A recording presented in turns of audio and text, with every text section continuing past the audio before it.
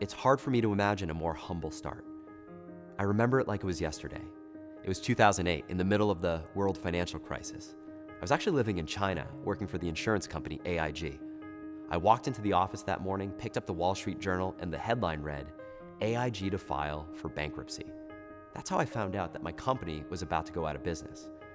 Now, for a few years, I'd been dreaming about starting my own company, but I was just too afraid to jump. And when I saw that Wall Street Journal headline, it was the kick in the pants that I needed. I was 26 years old, newly married, and getting ready to start a family with my wife, Tylene. That very same day, before losing my courage, I walked into my boss's office, turned in my resignation letter, and decided to make the leap.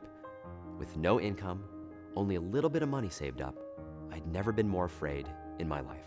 Growing up, my family was solidly working class. My dad worked nights as a shipping clerk, and my mom cut people's hair in the basement of our house to earn extra money. I was the first person in my family ever to go to college. So when I got into Brown, an Ivy League school, my parents were incredibly proud. At Brown, I studied neuroscience and Chinese. Now, I wasn't ever the smartest kid, but I knew how to work hard. And when I told my parents that I was quitting my job to sell ebooks online, let's just say they were disappointed. They thought I was throwing away my education, that I was making a terrible mistake. But what they didn't understand was how lost and lonely I felt. Like my life was just passing me by and slipping through my fingers. Maybe you can relate. It felt like the clock was ticking away and time was running out. I had this fire inside of me growing up with big dreams of what my life could be like someday. But as I had gotten older, that fire had all but gone out, and those dreams had all but disappeared. It felt like if I didn't do something now, that fire would be gone for good. So I did the only thing I knew how to do and decided to get to work. Now, I wish I could tell you that the first business that I started was successful, but it wasn't. The first business I started was in China, and it failed. My wife and I ran out of savings, and we had to go back to the US with our tail between our legs. In our late 20s, we basically started over again and almost moved in with Tylene's parents, but we decided to make a go of it on our own. So we moved to Brownsville, Texas, less than a mile away from the Mexican border, where we didn't know anybody, where nobody knew us, and most importantly, where the cost of living was cheap. With nothing but a mattress on the floor, 2 lawn chairs in our living room, and a shaky internet connection, we decided together to take our shot at the American dream.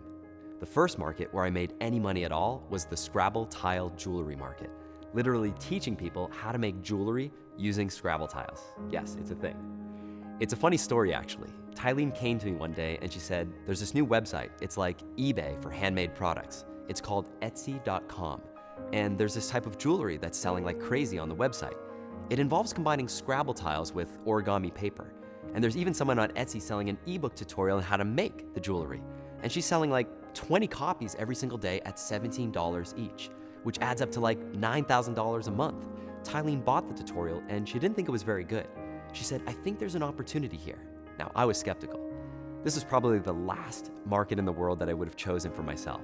But nothing I had tried had worked so far, and I was committed to making something work. So I decided to give it a shot.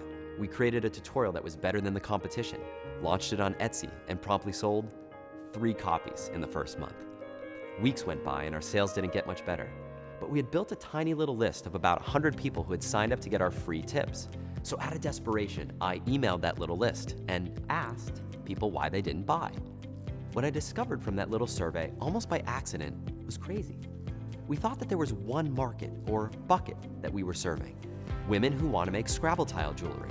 But there were actually 4 different groups of women who were very different. There were women who wanted to make jewelry with origami paper and Scrabble tiles. There were women who wanted to make jewelry with Scrabble tiles and photographs. There were women who wanted to make jewelry with origami paper and glass tiles.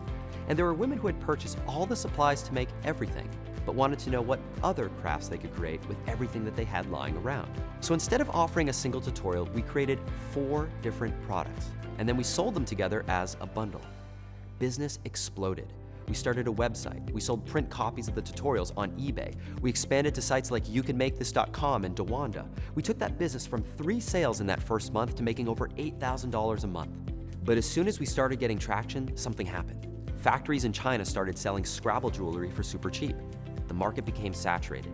Stay-at-home moms on Etsy who made the jewelry by hand couldn't compete, and people stopped buying tutorials to make it. Eventually, people lost interest in Scrabble tile jewelry and stopped buying it altogether. The market completely collapsed, and we were back to square one.